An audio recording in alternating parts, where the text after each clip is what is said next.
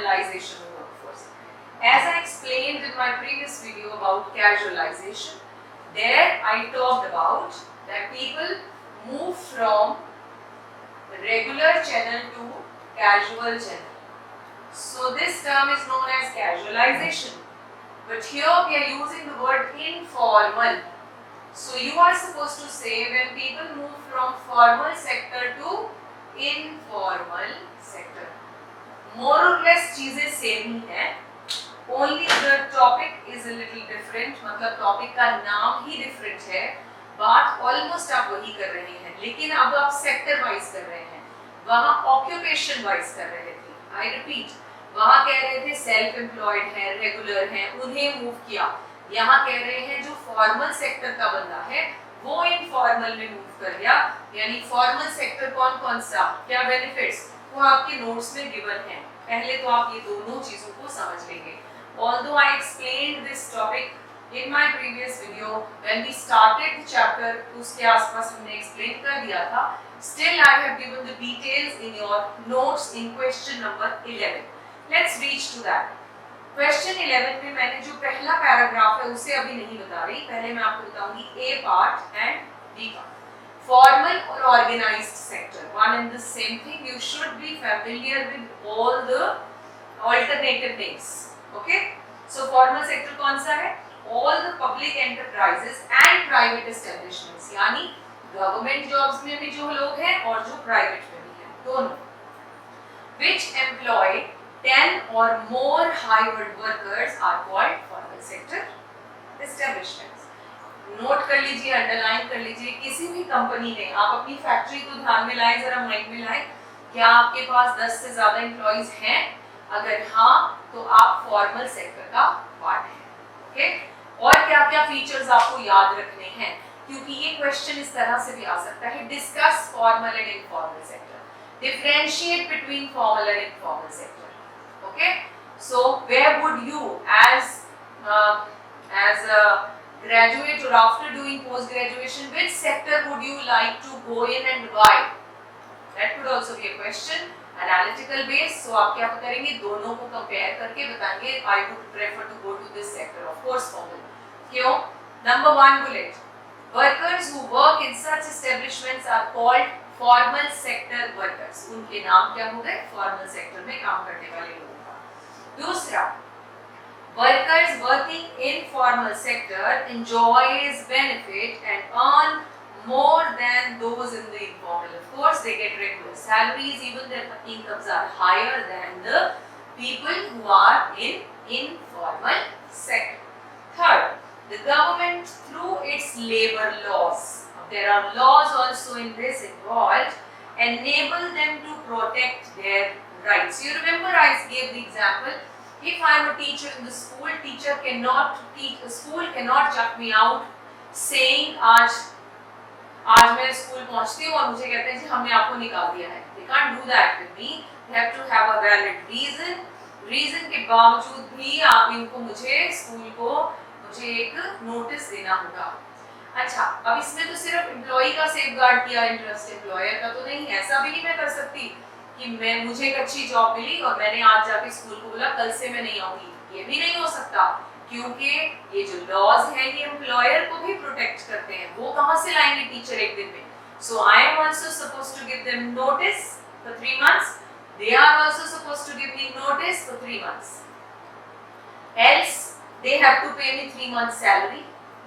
अगर वो मुझे नोटिस नहीं दे सकते तो 3 महीने की सैलरी दें.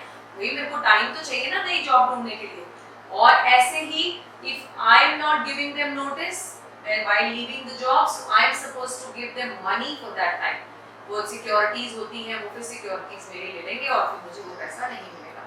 So labor laws protect both the employer and the employee. Right? ऐसे नहीं सोचना सिर्फ employee benefit होता. Of course नहीं. Employer का भी तो काम रुक जाएगा. If I don't go to school, who will teach economics then there? So I also cannot leave it like this. Got it? चलिए आगे. Labor laws protect them in various ways. This section of the workforce forms trade unions. तो वहाँ पर unions आ जाती हैं बीच में role play करने if in case anyone tries to exploit their rights. Last point of this is the employees from formal sector bargains with employer for better wages and other social security benefits, जैसे provident fund के लिए, gratuity, pension, इन सब के लिए bargain का मतलब होता है negotiations are possible. Okay? अब अगर ये क्वेश्चन सीधा आपको डिफाइन आता है तो ऐसे लिखेंगे, डिफरेंस आएगा तो of course you know tabular form में लिखेंगे. इनफॉर्मल पे आ जाए. Okay, informal sector includes all those private enterprises. ये गवर्नमेंट में नहीं होते.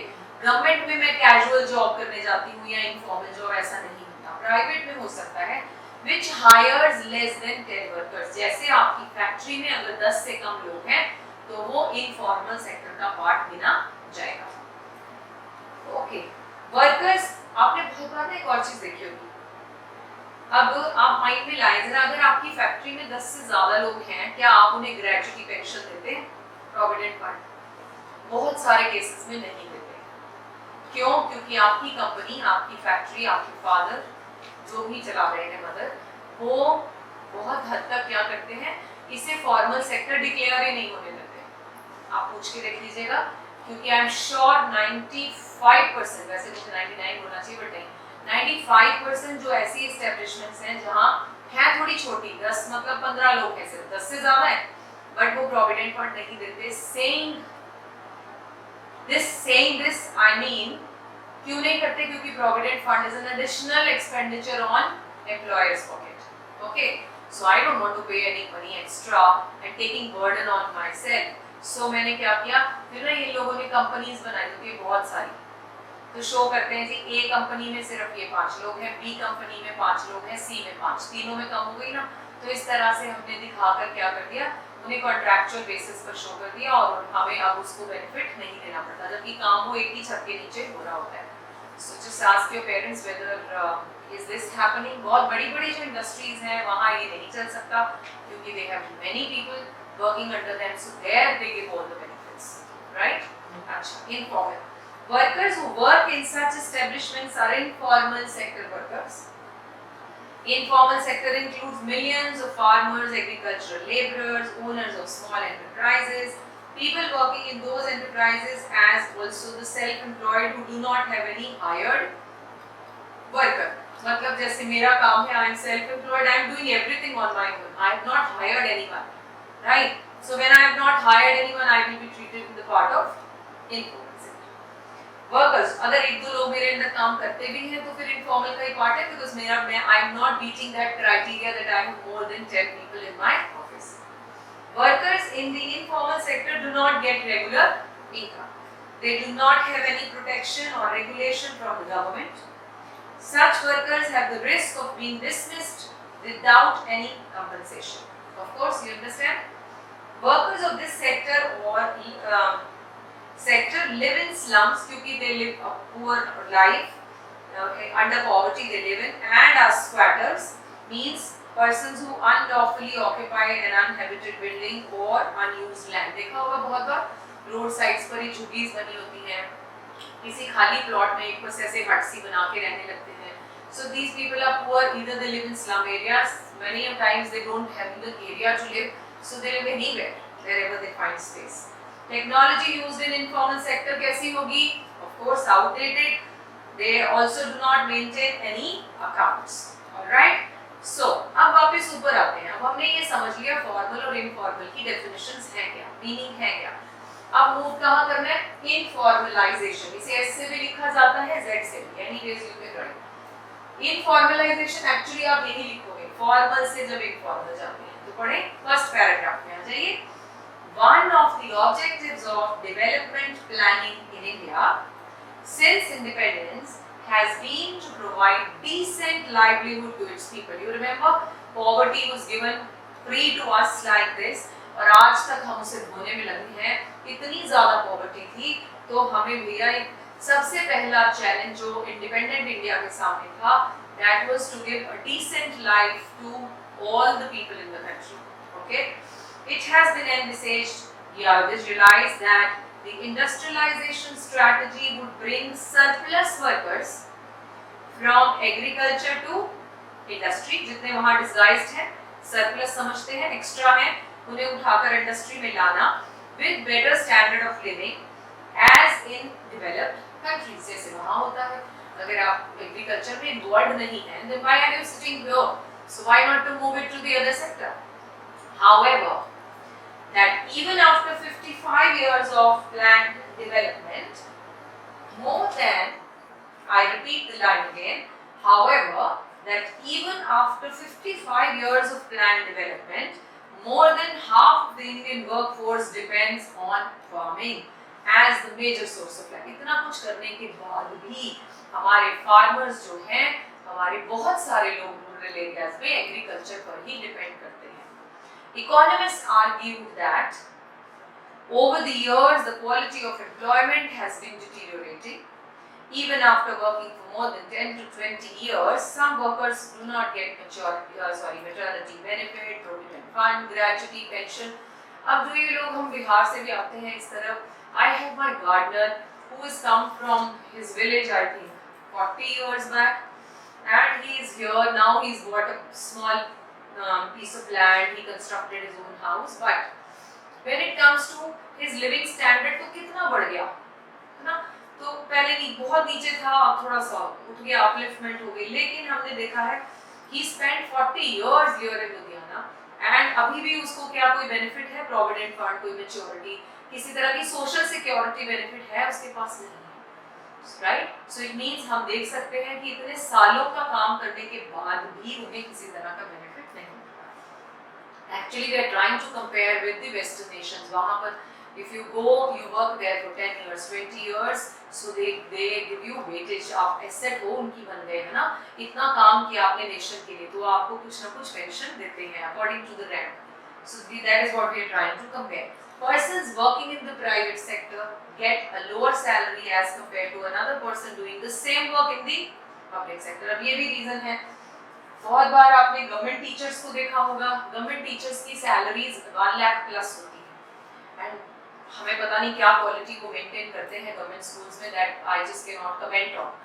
लेकिन जो अगर आप प्राइवेट स्कूल के टीचर्स की सैलरी देखो, अपने स्कूल के टीचर्स की देख लो, 30-40,000 से ज्यादा नहीं होती. सो और काम प्राइवेट सेक्टर में they are doing more, quality produce कर रहे हैं, वहाँ उनका कोई चेक है नहीं है, वी डोंट नो दैट. अब तो फिर गवर्नमेंट थोड़ी अवेक हो गई है, पहले तो बहुत ही बुरा हाल था. So what does this mean कि comparing to the public sector, अब यहाँ भी देखिए ना डिसबैलेंस हो गया. पब्लिक सेक्टर में काम कर रहे हो तो तभी तो लोगों को अट्रैक्शन रहता था गवर्नमेंट जॉब्स का, लेकिन now multinational corporations are coming, but हम कितने लोगों को अकोमोडेट कर देंगे.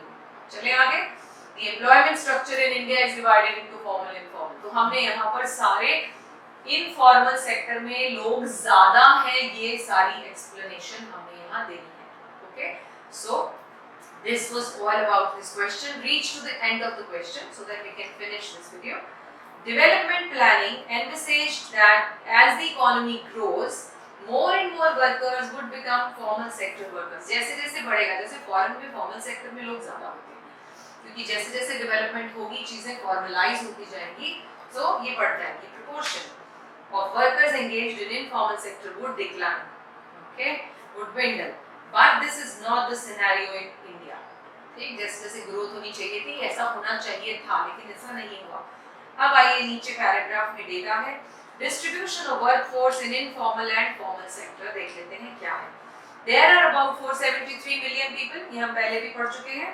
कंट्री में है 30 मिलियन वर्कर्स, किसमें है, फॉर्मल में, यानी about only 6%, and rest 94% are in informal sector. You must remember this figure to make your answer impressive. Out of 30 million, अब ये जो 30 मिलियन रह गए 6% वाले, only 6 million, that is only about 21% are women. उसमें से भी women की कैटेगरी देखिए कितनी कम है. In the informal sector, male workers account for 69% of workforce. So it's just एक tentative figure अपने mind में रखें और idea रखें कि क्या बात कर रहे हैं. एक नोट दिया है वो जरूर देख लीजिए, रिलेटेड टू ECK है. Of late, owing to the efforts of International Labour Organization (ILO) कहते हैं, the Indian government has initiated the modernization of informal sector enterprise and provision of social security measures. तो कहना चाहते हैं कि ILO ने थोड़ा इनिशिएटिव लिया है कि इनफॉर्मल सेक्टर में रहते हुए भी उन्हें किस तरह से बेनिफिट्स दिए जा सके. right? So there are benefits in fact under this कि अगर आपके premises में आप जानते होंगे अगर आपकी factories हैं, there it is mandatory to have a washroom there, okay, so that they should not go in open. So washroom होना चाहिए, clean drinking water होना चाहिए, sanitation facility तो मैंने mention कर दिया, fire fighting facility, ताकि इनके जो basic rights हैं कि पानी साफ सुथरा मिले, environment ठीक मिले और एटलीस्ट टॉयलेट फैसिलिटी हो, तो ये सब तो शुरू हो गया है, लेकिन धीरे धीरे government is working on the security benefits, social security benefits also in informal sector. I am sure I made the whole point clear, right? So rest we will cover in the next video.